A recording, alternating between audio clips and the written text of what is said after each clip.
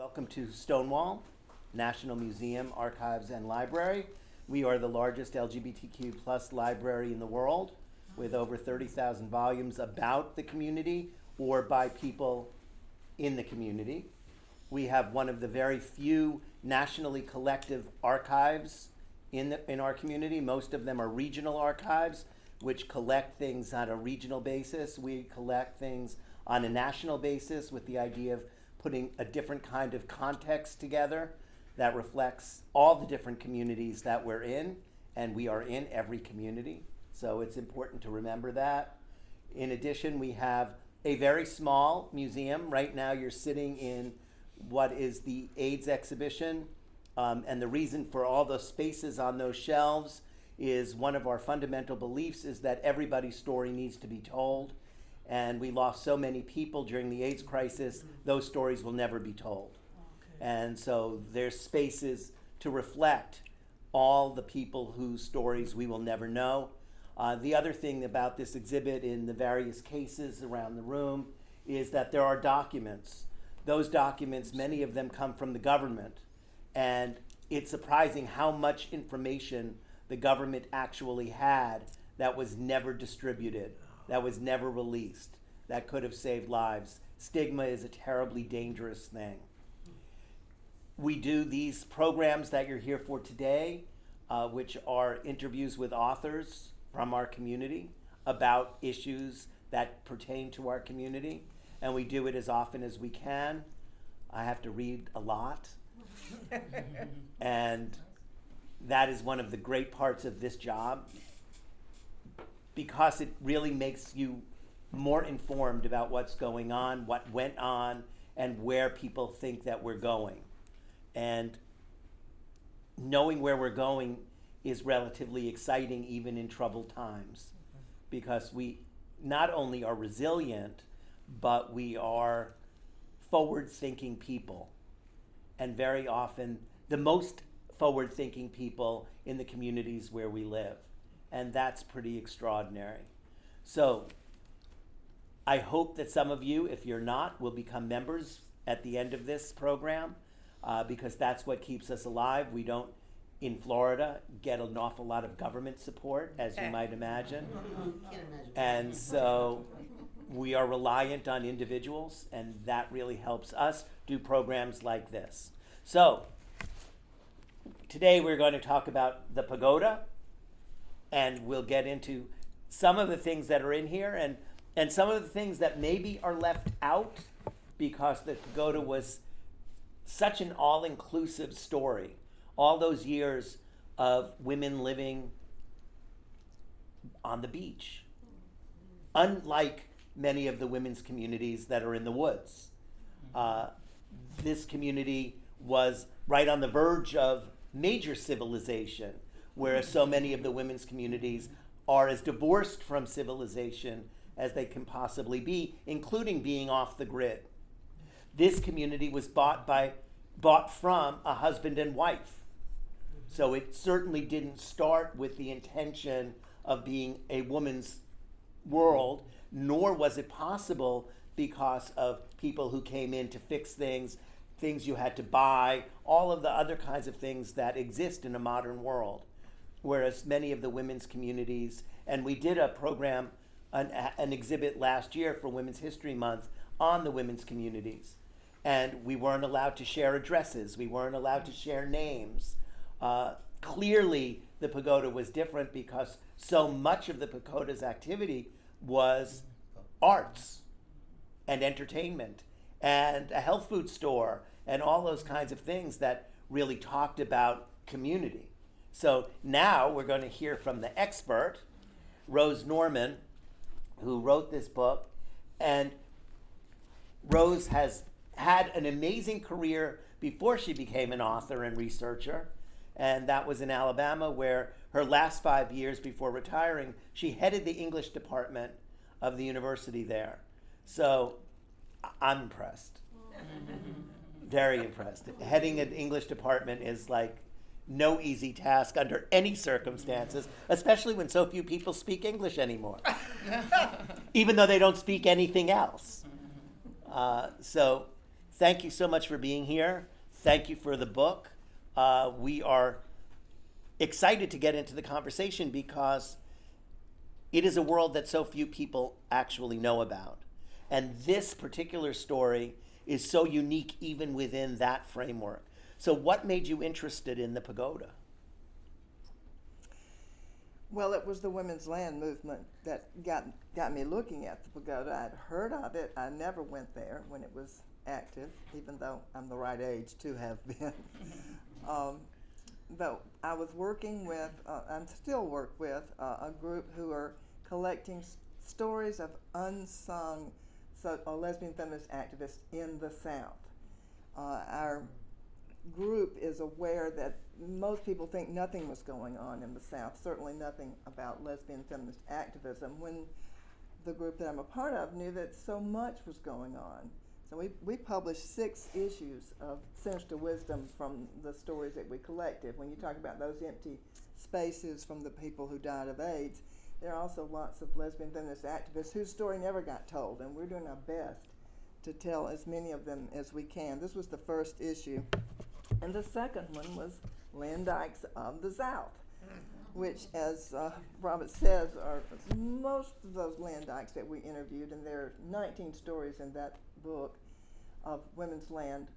Some of them, many of them are not there anymore, including the Pagoda.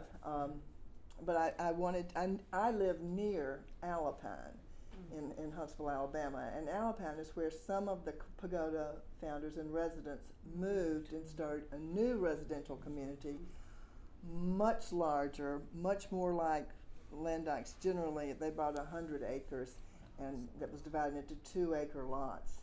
And they sold, I think they sold, there were 40 of these 2-acre lots, and they sold half of them to people who were associated with the Pagoda right away. That was in the 90s. So this was the end of the Pagoda when those people decided to move away. That's so interesting because the Pagoda's land was only about that size, and here they had 2-acre lots. They could have had 40 pagodas. They could have had 40 pagodas. Yeah, the pagoda at its largest was less than 2 acres. It started, and this is another difference, it didn't start as a residential community at all. There was 2 couples who had the main person in each one were performers, and they had a dance theater company in St. Augustine, and they wanted a place, a theater, and they saw this ad for beach cottages, $6,000 a piece. So they went out to look at them, found out they had to buy 4 because this had been a motel, and there were 4 lots, and 3 of those lots had 4 cottages each on them, and one of those was up for sale. But there was a big house at the end of that was perfect for their theater. So they scraped up their money, and these are not rich people. Some of them came from families that had wealth, but they weren't sitting on money. They had Morgana, one of the couples, had to sell her truck to get the $1,000 down payment, and then they moved into they leased the theater building because they couldn't the big building at the end of the strip because they couldn't afford to they couldn't come up with that down payment right away. So they slept there. That was where they slept for a while they were renting these cottages and trying to figure out how to have theater. And it was later that they decided, they decided to do a resort at first. That was the main idea at first was, well, we've got these cottages, we could have a women's resort, we'll go to Michigan, we'll advertise it, and then we'll rent cottages to women only. And they did that for 3 years. By which time they were really tired of cleaning toilets and changing sheets and all the things, it was like running a hotel. And that's when they decided they wanted to be a residential community. But I'm going on and on. Which is great because it's a fascinating story. And what was unique about the women who started this? Because over the course of your book, they change. And I don't know if there's any original people that were there by the end, really. Well, Morgana was there at the beginning and was there for most of it. She lived there at least part of the year until 97. So that's 77 to 97. Although she's one of the ones who moved to Northeast Alabama and started Alpine. It was in the late 80s that she is psychic and a priestess, and she began to have visions of land in Northeast Alabama, and she bought land up there. And Another very friendly place for gay people. Well, and you know, it's interesting. When I interviewed them the first time, there were 6 Pagoda women living at Alpine when I went over there in 2013 and met them all for the first time. I didn't know any of them. I knew somebody who knew somebody and who arranged that. And I asked them, you know, what is it like to live, you know, up here in the woods? You know, it's rural, very rural. Northeast Alabama, I mean, there's no cities over there. The closest city is Rome, Georgia, which is 45 minutes away or something. They're really close to the Georgia line. And she said that mountain people are different, that they are more tolerant, and that they had not had any trouble with the people who lived around them, but the state government certainly is. Well, that's another issue. Yeah. Is not exactly forgiving. That's right. But they're happy there. I mean, that community has done very well. They have 30 people living there now. Not all the lots are sold, but it has, of the Landite communities that I've looked at in the South especially, it's one of the most successful. Most of them don't have very many people living on the land, even if they have a lot of land. Well, that's interesting and good to hear that if you want to live in somewhat isolation that you can. But obviously they deal with their neighbors as well. Yeah, and they made friends with their neighbors. They hired them to do things, and they did hire men to do things. In fact, one of them, the first couple who moved there, Ellen Spangler had been involved with the Pagoda from the beginning. She lived in Jacksonville, had been very involved in starting the first domestic violence shelter in Jacksonville. And she started coming down to the Pagoda, bringing her daughter with them, and she knew carpentry. And so she did a lot of repairs to those cottages that needed a lot of work.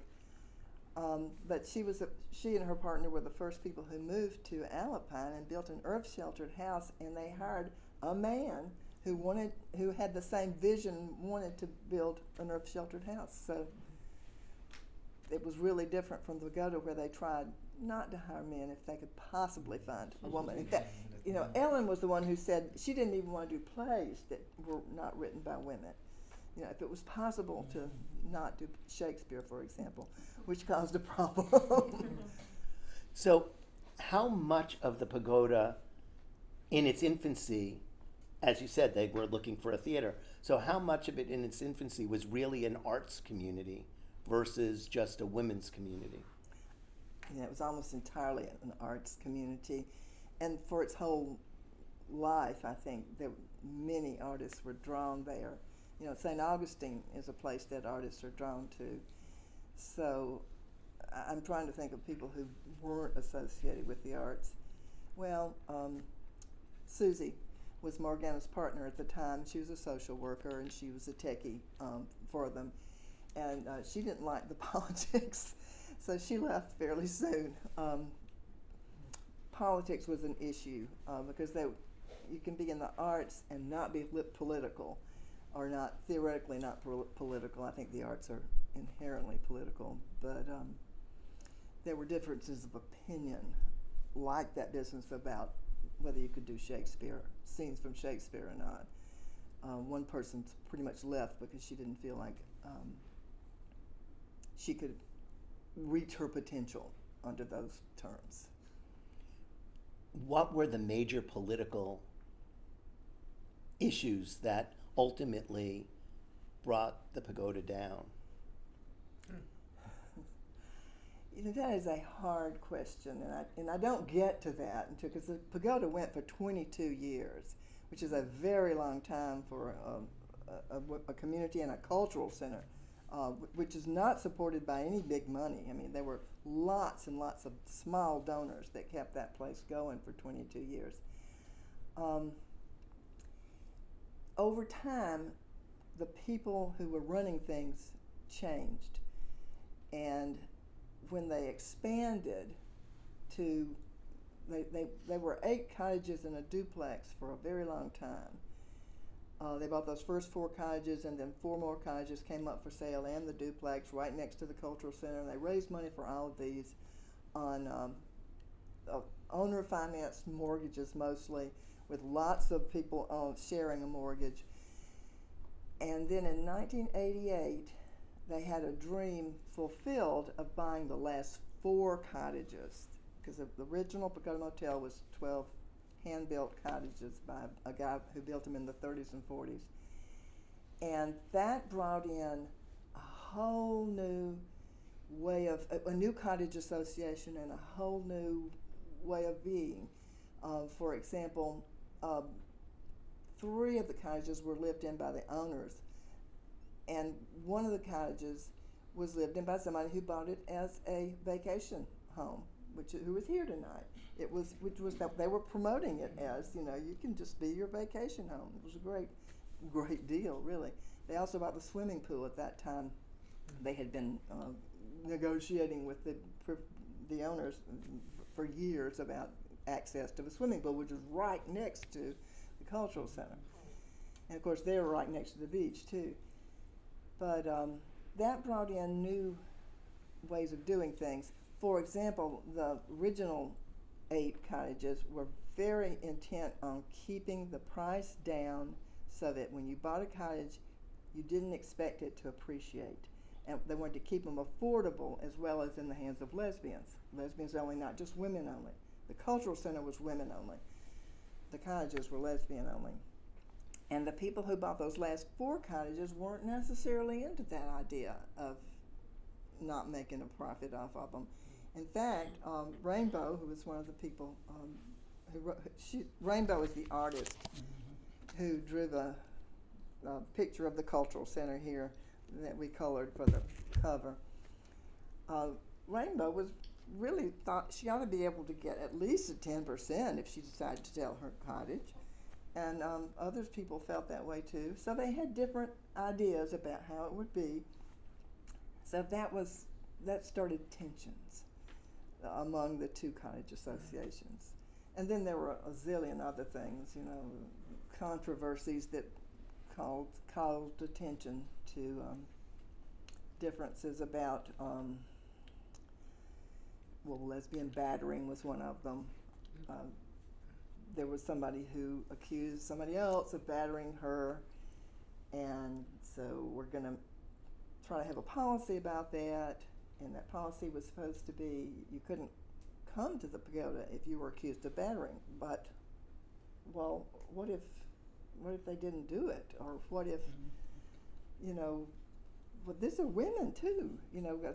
Battering, as it had been theorized, was mostly men beating up women, and you've got a power differential there and a whole different situation.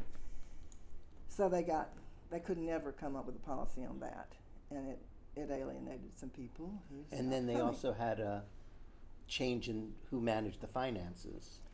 Oh, there was a big thing about it. A woman was accused of fiddling the books. I could never establish that ever happened, but certainly she said she didn't. But and then most of the money was stolen, and we're talking small amounts, $1,000. That was how much was stolen, and or disappeared. Shall we say? We think it was stolen, and that caused somebody who'd been there a long time to, leave, and eventually sell her cottage.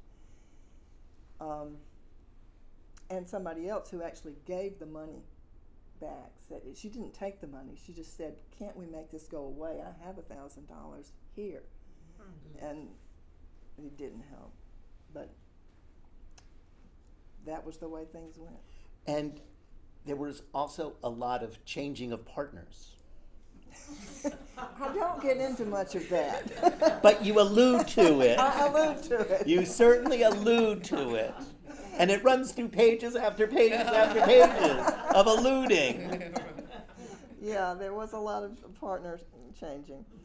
Like I'm reading, and so-and-so is with so-and-so, and then the next few pages, so-and-so is with so-and-so else. Yeah. And I was just wondering how people living in a relatively small community dealt with that.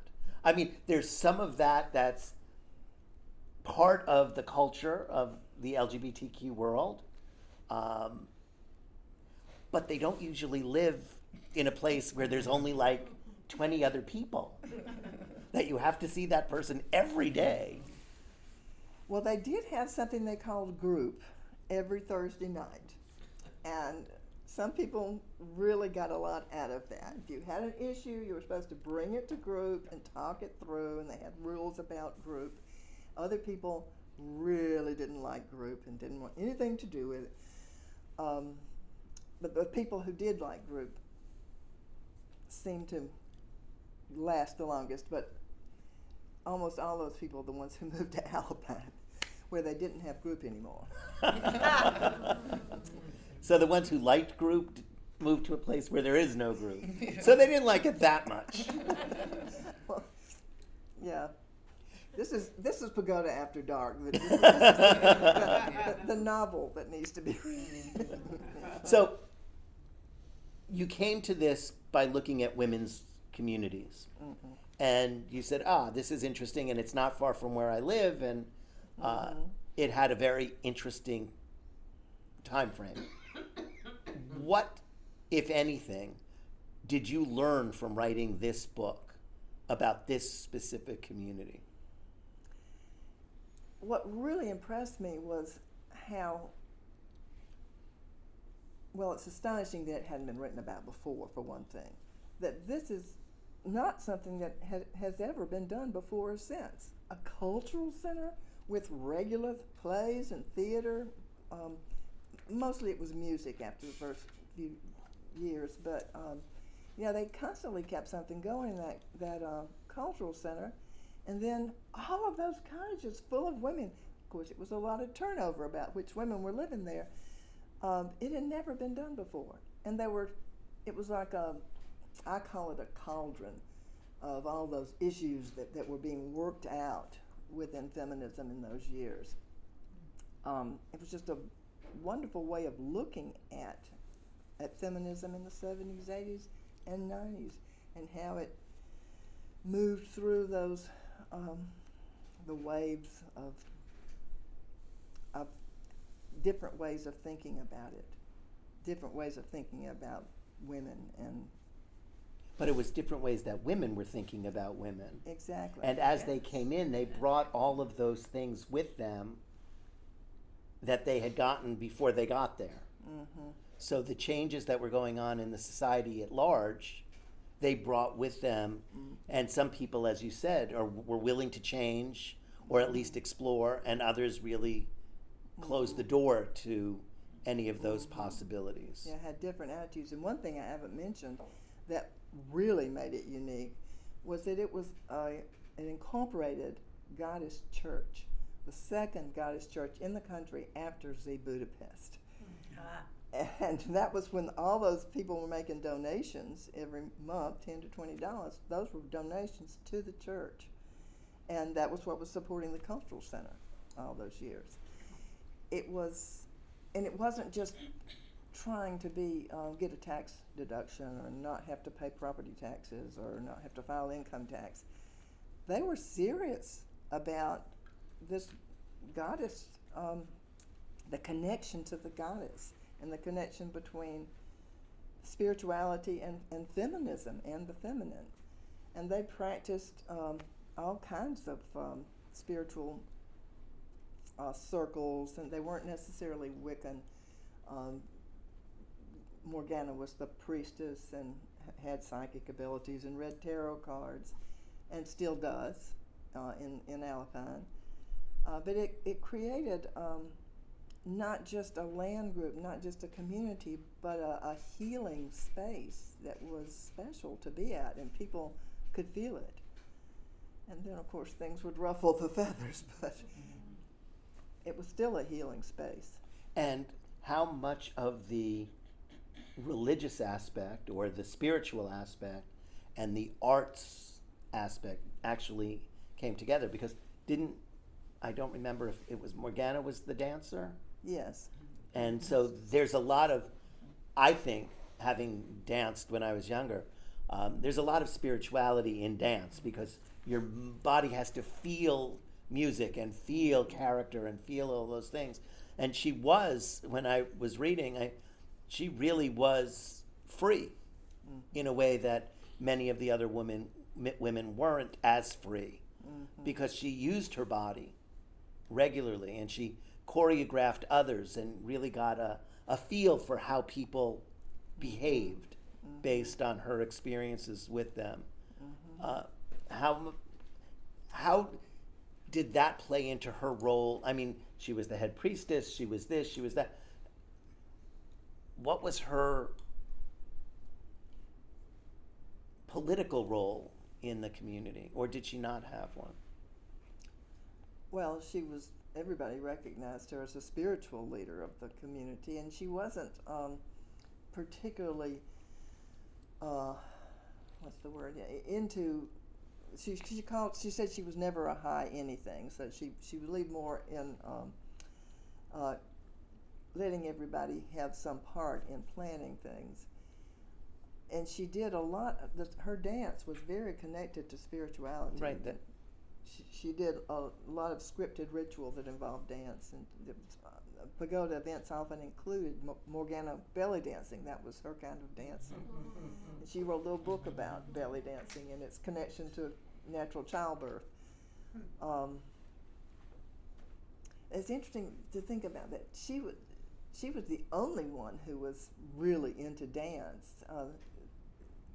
There were actresses, people who were into theater and writing and performing, but there was one other person in their videos of things that happened at the Pagoda, events that happened, including several videos of Morgana dancing, and the only video that has anybody else dancing is from the 90s, and it's somebody else who's belly dancing with her, Sherry Right, Tambura. which is in here.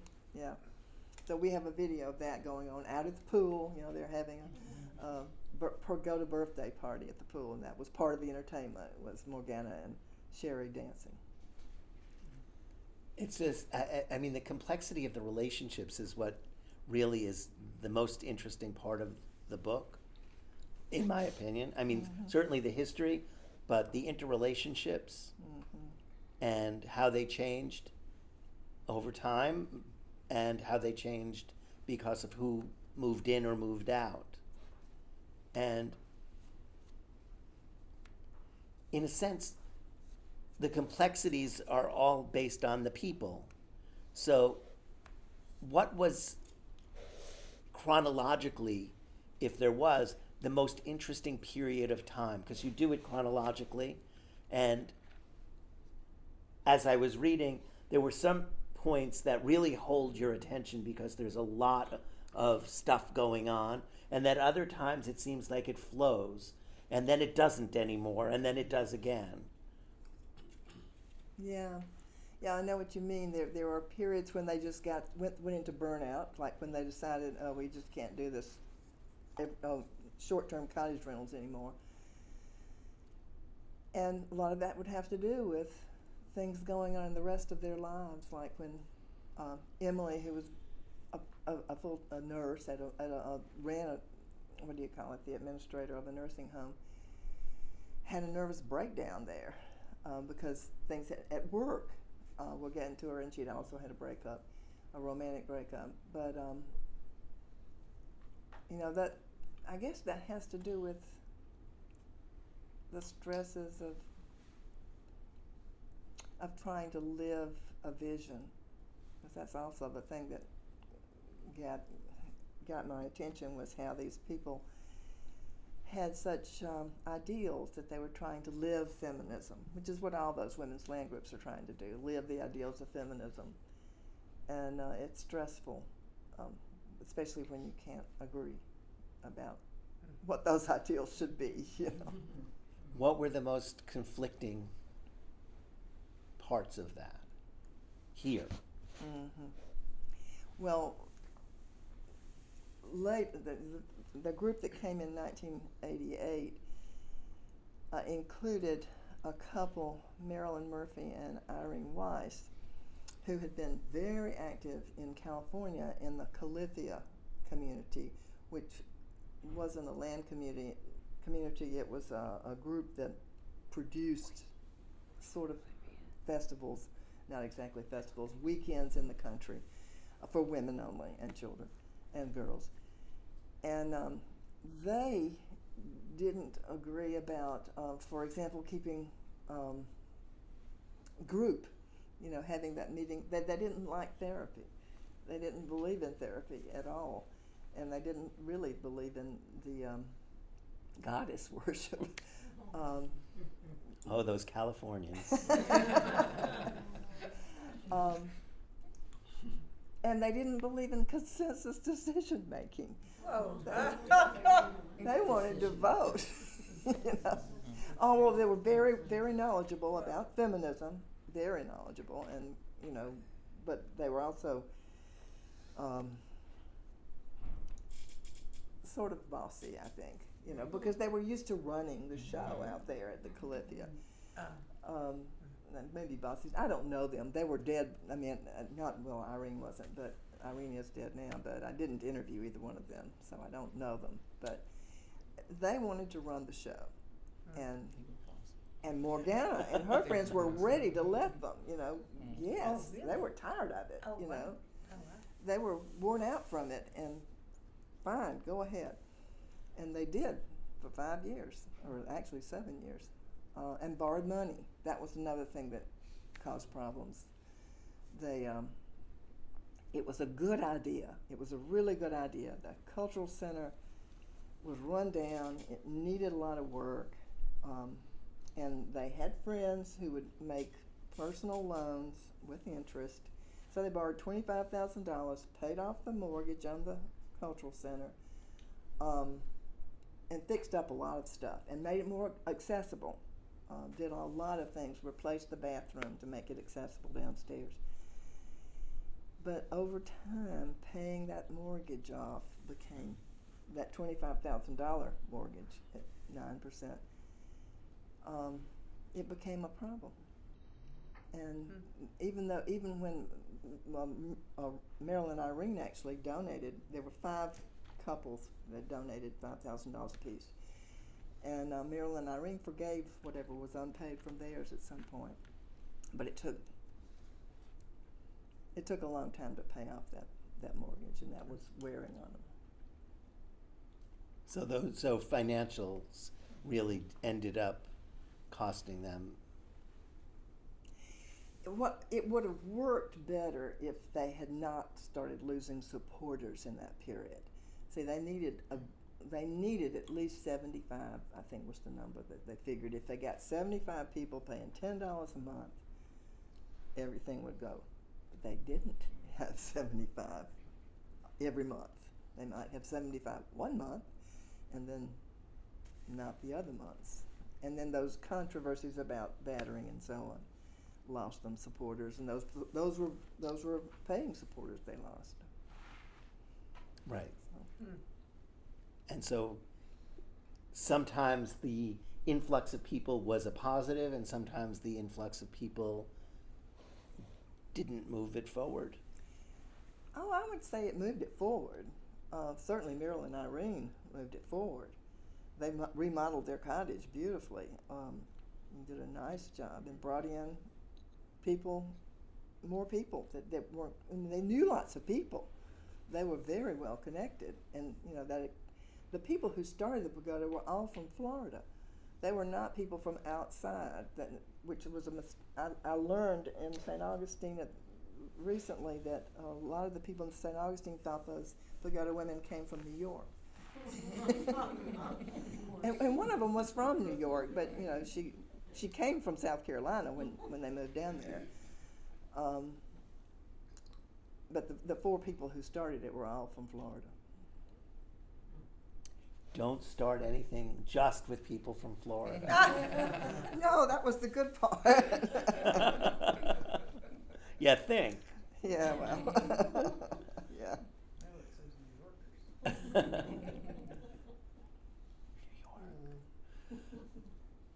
It's they did a lot of, as you said, they had a lot of actresses, and in some cases those actresses could be competitive with each other. Oh, I don't know about that. No? No, I don't think so. Not about acting, anyway. Not about girlfriends or something. No, I don't think that. I don't think competition. There was one play that they repeated a number of times. I'm trying to remember. An Afternoon of Sophie and Myrtle. Right. Yeah. So why don't you tell us about that? Yeah, I love that.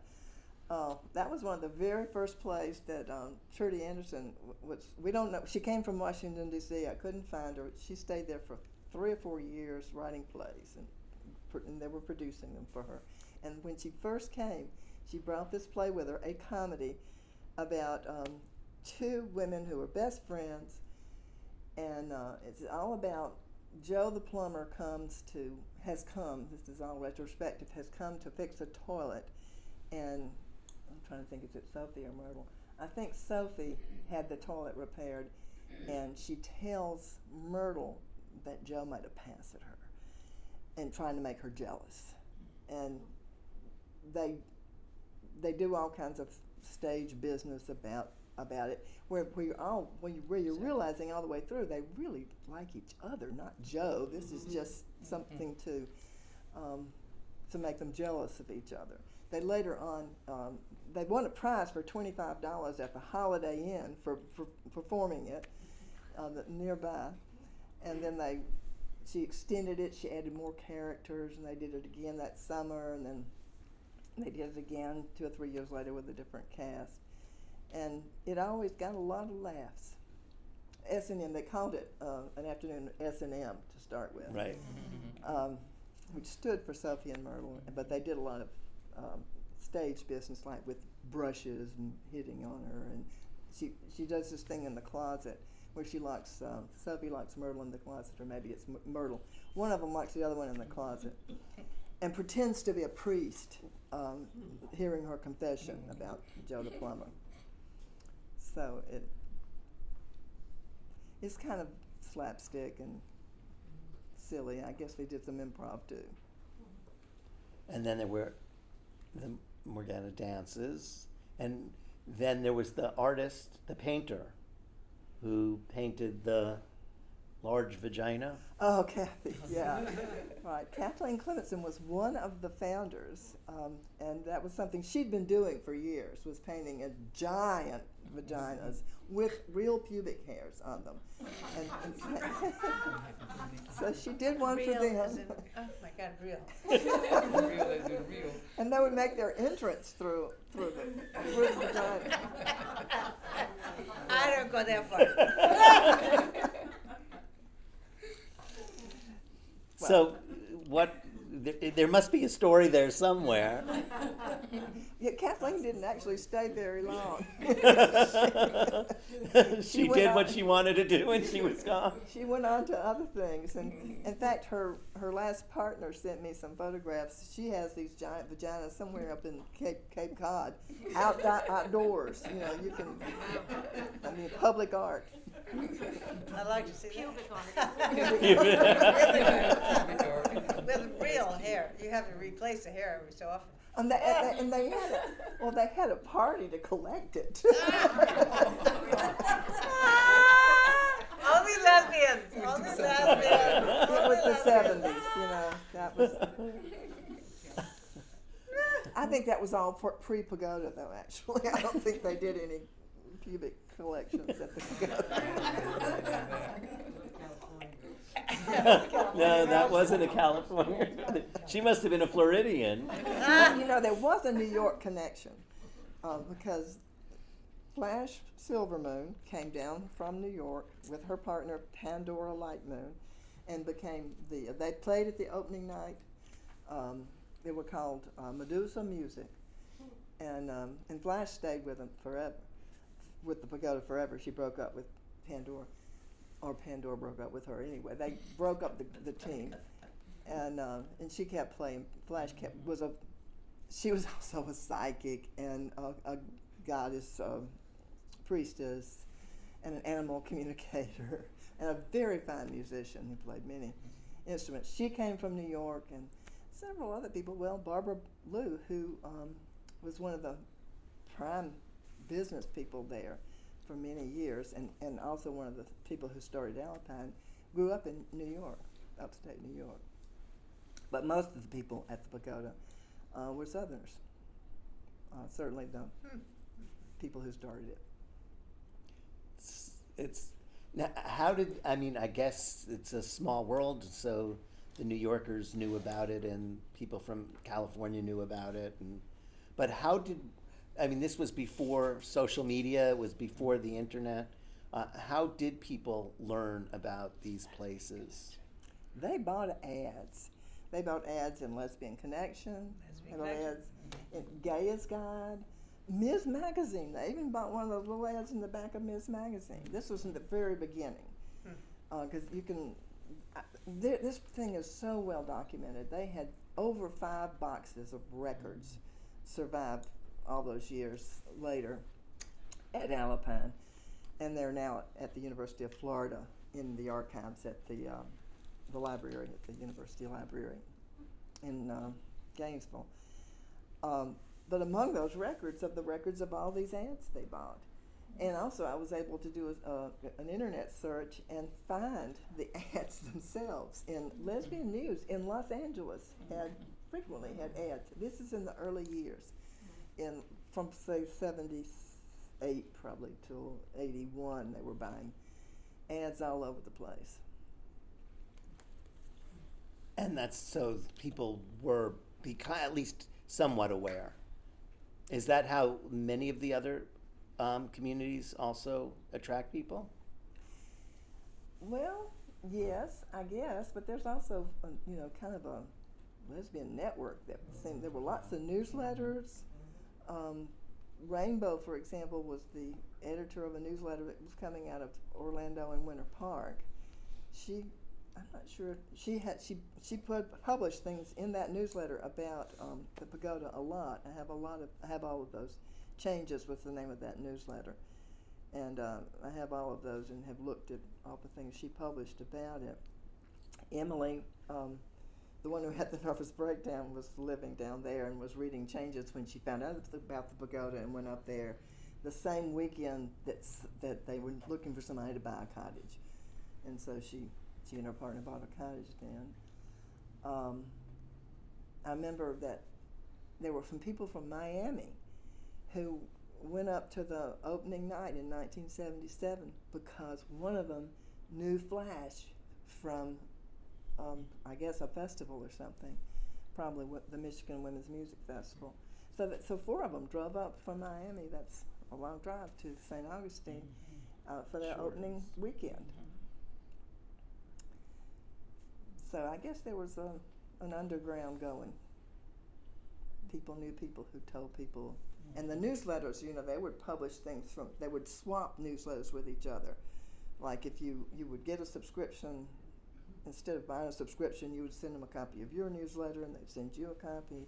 The Duke University Library, Sally Bingham Center, has 800 different newsletters, Wow. feminist newsletters from that period that were donated by the Atlanta Lesbian Feminist Alliance, which had been collecting them during that period. From 800 organizations?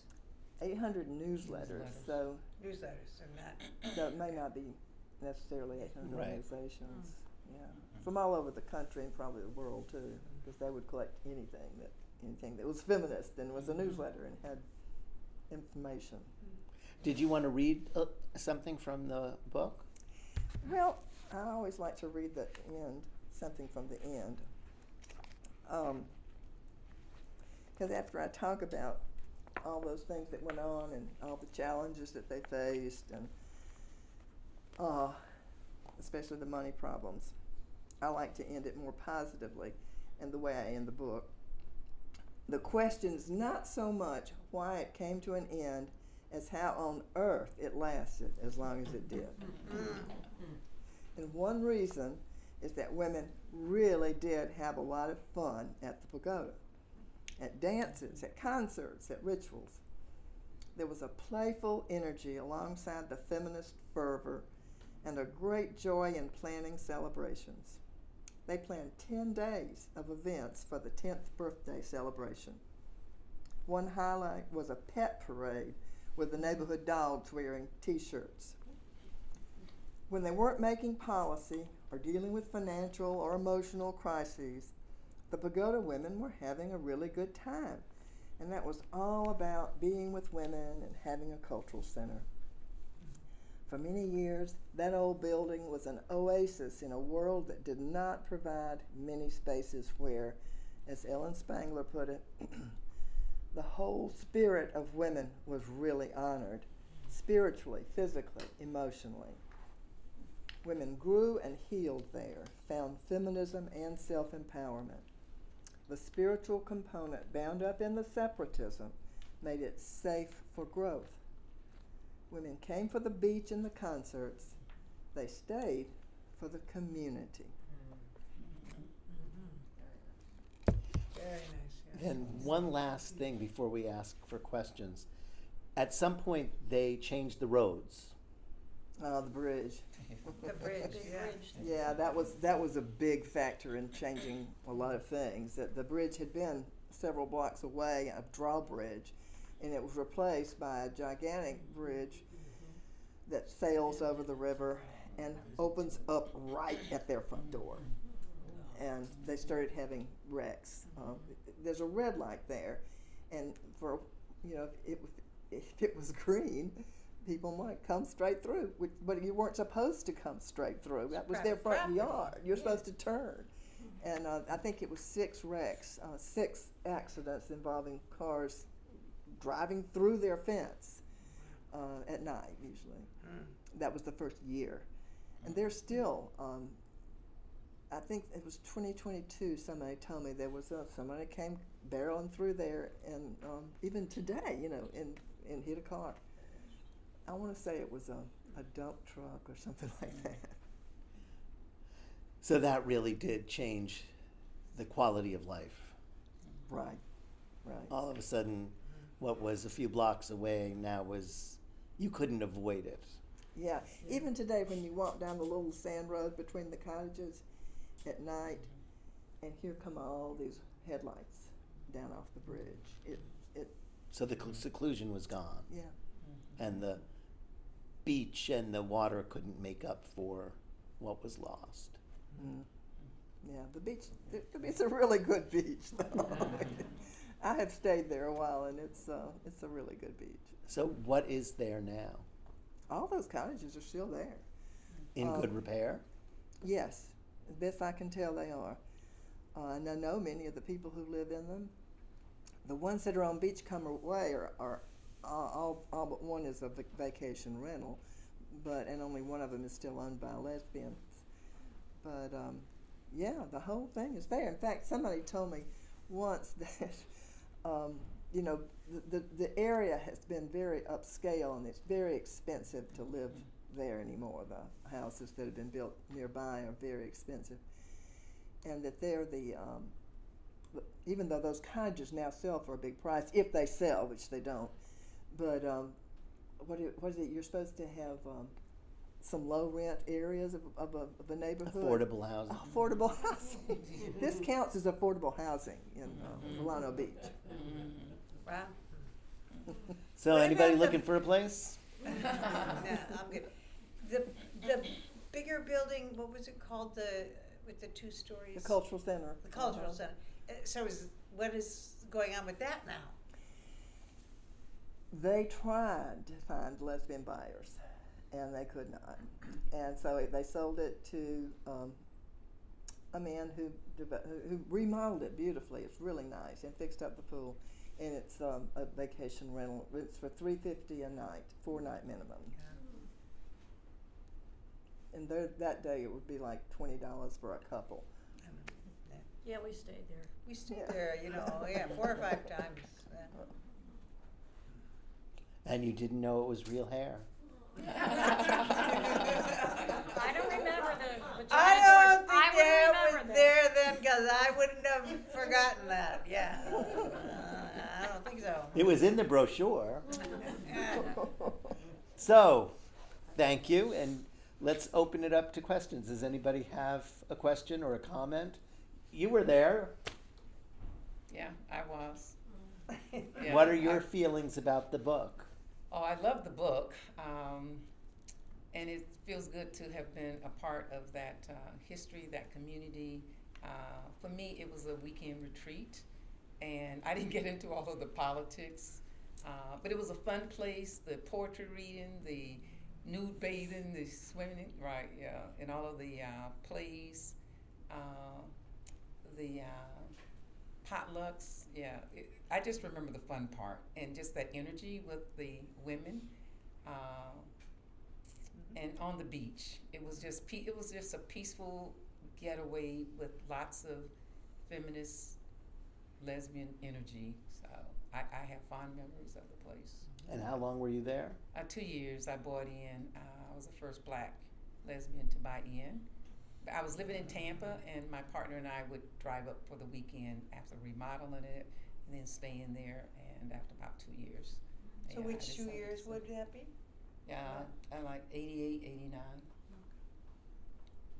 Cause we Yeah, didn't but go there Morgana, till. right? Morgana, all of the names you mentioned. Yeah, yeah. Murphy, Irene, right? Oh yeah, yeah. I Yeah, she was remember your all- next yeah. door neighbor, I think. Exactly. Yeah. Yeah. It was again. I didn't get into all of the politics, but there was a lot of politics over all kinds of issues. You're just Right. there for the weekend, yeah. You don't plan Exactly. on it. But Exactly. we were there, we visited 4 or 5 times, I think in the 90s. Maybe some in the 80s and Could then have some in been the late 90s. 80s, yeah. I'd be interested to know how many people here had ever been to the Pagoda. Well, Well, I'm seeing 4 hands, 4 or 5, five hands. Oops. I remember seeing concerts and plays there. Carolyn Gage, the Yes. playwright, she did a play there one time when we were there. And then a lot of the women's music performers would come down in the winter because it was Yeah. great. They could come down and get out of the cold, have a free place to stay, and they do a concert. yeah. And it was a win-win for everyone. Yeah, Alex Dobkin came Oh, a lot. almost every Oh, year. yeah. Oh, lot, yeah, yeah. well, Yeah, Alex, she used yeah. to come, Yeah. yeah. And she was a supporter. She paid $10 a month. And, most musicians didn't because, what they got from the Pagoda was a free place to stay. So, you didn't get much, you didn't make much of a Yeah, but concert. Alex was one of the first separatists too, so, she was really into that. Kay Gardner was there several Yeah. times. Do you remember who we suffered for?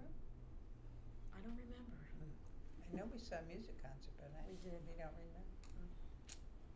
Holly Near was there once. And she's not separatist. But she was dating somebody who lived there. Yeah. A lot of them were there, some, yeah. Yeah. So a lot of people of their time were there, Yeah. or at least passed through. Yeah. And certainly that makes it interesting. Yeah. Yeah, it was amazing to me. The more I learned about it, I just couldn't believe that it hadn't been already written about. Especially with all the writers that passed through. Yeah. That's right. Meryl- They didn't even write a play about it. Oh, you read a play about it. Oh my God, you'd have to pick, a week, because Or a there were all day. those years. Every time it changed, Yeah. So. Anybody else? I'm wondering what it's like now, is, like, who's living there? Is it mainly vacation rentals? Are there any women still there? There are. Of the 8 cottages on the first 2, the first 10 years was 8 cottages in a duplex. The duplex and the cultural center have sold to as vacation rentals, but those 8 cottages are lived in all by women. Several, it depends on how you count, by lesbians. I was able to rent one that's still owned by the same people who bought it in 1988. And they rent only to lesbians, and they aren't together anymore, but one of them comes down and stays a couple of months a year, and then rents it sort of private rentals. I mean, they don't publicize the rentals. But, you know, it's mostly not vacation rentals. I mean, those 8 cottages, I know there's only 3 of them that seem to get rented, but they get rented sort of like for a week or 2 at a time. And the owners will come down and stay for a while. And has it gotten built up around it? Oh, gosh. Yeah. Yes. Airbnbs, condos, oh my God, commercial, I didn't But they still have recognize their it. deeded access to the beach, right? Well, that's a long story. Oh, but, that's, there's a that's public not the access. right answer. I want yes. No, to they the right spent answer. $10,000 protecting their right to the path to the beach. They had deeded, Yes, yes. and it is now has fence on either side of it and a light pole in the middle. So you really can't go to the beach that way. But you know, who wants to spend any more money trying It's to expensive. Yeah. to deal with that? Maybe we should let the light pole get put in the middle, but yeah. I know it, but there's public access. It's really not a problem to get to the beach. From my cottage, I could get to the beach in less than 2 minutes, slowly walking. It was nice, and the dunes are still in pretty good shape. The Pagoda has never been badly damaged by any of those bad hurricanes that have come through. Yeah, that's nice. And cottages not far, houses, really nice houses, you know, less than a mile away, torn up badly by the hurricane. God is Matthew. protected by the God. That's right. Must be. All those crystals they Those lesbians know something. It must be the vagina doors. Yeah. Anything else? Just wonderful. Thank I wanna you. say thank you. Yes, it's so wonderful to reminisce.